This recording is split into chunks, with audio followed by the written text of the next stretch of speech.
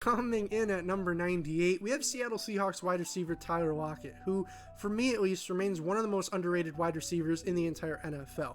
As you guys can see, his ranking didn't move very much at all, obviously going from 100 to 98 this year, as while he did string together another very solid campaign overall, it wasn't without its flaws either, which of course we'll talk about later towards the end of the video, but for now, let's hop right into the film and see what it is that Lockett does that I think makes him so special.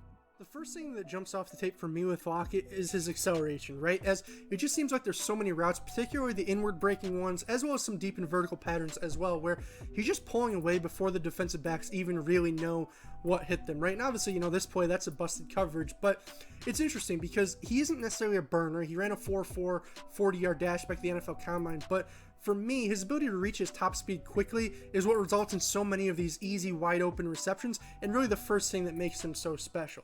Similarly, I think that elite acceleration, as you guys can see, plays a massive role at the line of scrimmage in terms of his release, as when you're able to burst and take off in virtually any direction like he is, regardless of his alignment on the field, you're automatically going to be a tough cover, especially down in the red zone here, which is a main reason why I think Lockett's had 28 touchdowns in the last 3 seasons. It's also worth noting that his route running is right up there with the best in the league as well, as I feel like he just does a fantastic job manipulating defenders and making them think he's running anything but his actual route, right? As, whether it's slight hesitations, stutter steps, changing speeds, looking people off, whatever the route is, it just feels like Lockett's 2 steps ahead and, has just an incredibly deep bag of tricks when it comes to getting open.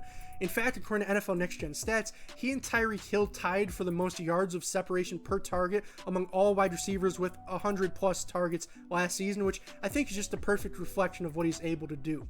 Changing gears, he's also spectacular in terms of his body control and concentration, as you guys can see on the screen. Despite being 5'10", having a little bit of a smaller frame, he's one of the absolute best in the league at contorting his body, whether it's climbing the ladder and fighting through contact, as you just saw against Jabril Peppers, whether it's laying out for a diving grab, as you're going to see here against Fred Warner, or, making a precision toe tap along the sidelines or in the back of the end zone.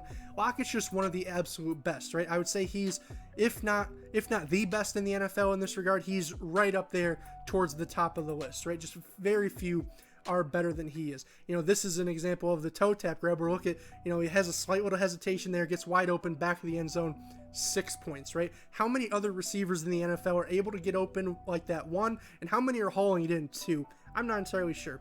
And last but not least, I have to bring this up, Lockett's hands, right? He just has some of the best in the entire league.